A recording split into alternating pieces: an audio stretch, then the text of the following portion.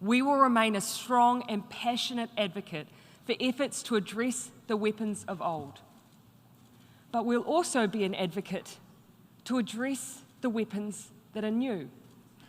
After all, the face of war has changed, and with that, the weapons used. The tools used to challenge the statehood of others are hidden and more complex.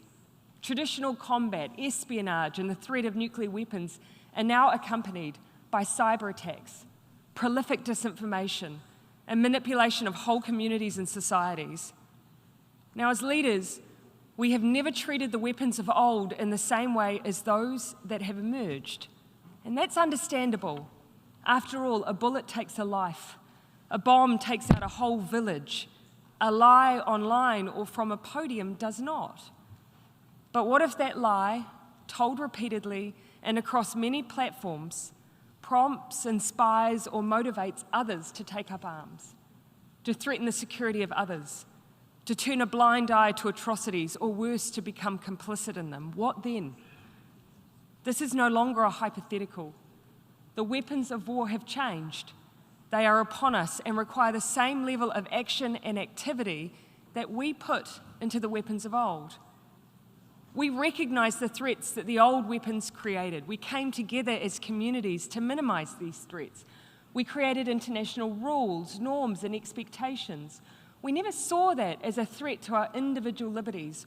Rather, it was a preservation of them. The same must apply now as we take on these new challenges.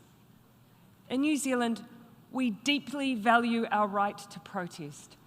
Some of our major social progress has been brought about by hekoi, or people power, becoming the first country in the world to recognise women's right to vote, movement on major Indigenous and human rights issues, to name but a few. Upholding these values in a modern environment translates into protecting a free, secure, and open internet. To realise all of the opportunities that it presents in the way we communicate, the way we organise, the way we gather.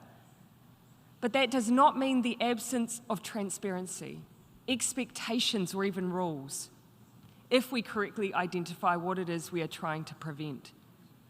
And surely we can start with violent extremism and terrorist content online.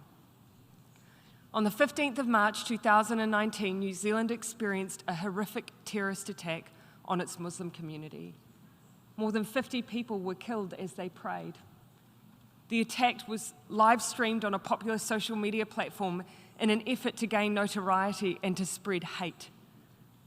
At that time, the ability to thwart those goals was limited, and the chances of government alone being able to resolve this gap was equally challenging.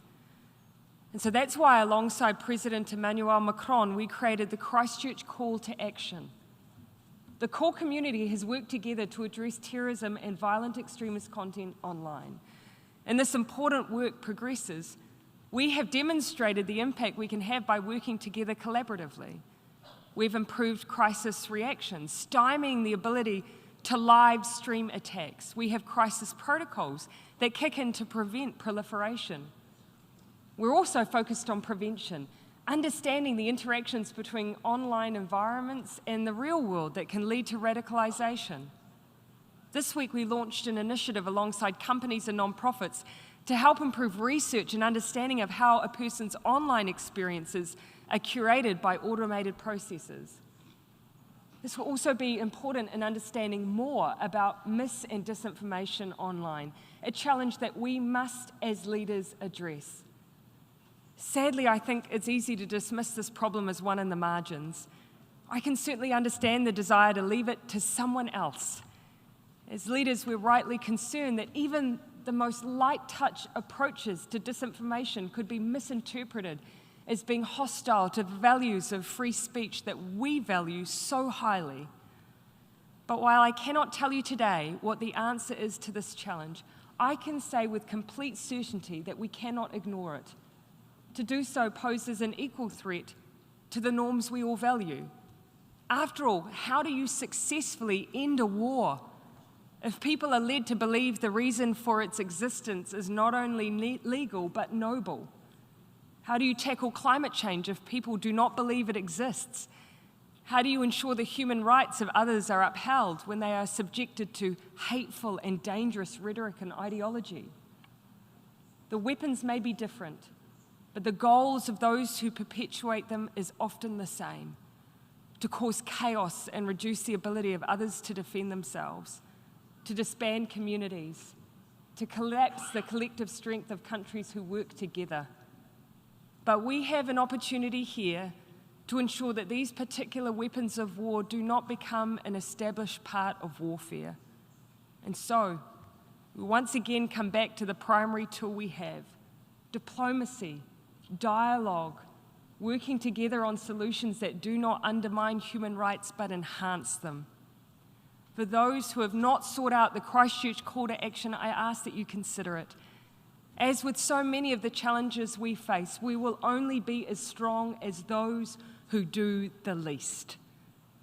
In these times, I'm acutely aware of how easy it is to feel disheartened. We are facing many battles on many fronts, but there is cause for optimism, because for every new weapon we face, there is a new tool to overcome it. For every attempt to push the world into chaos is a collective conviction to bring us back to order. We have the means. We just need the collective will.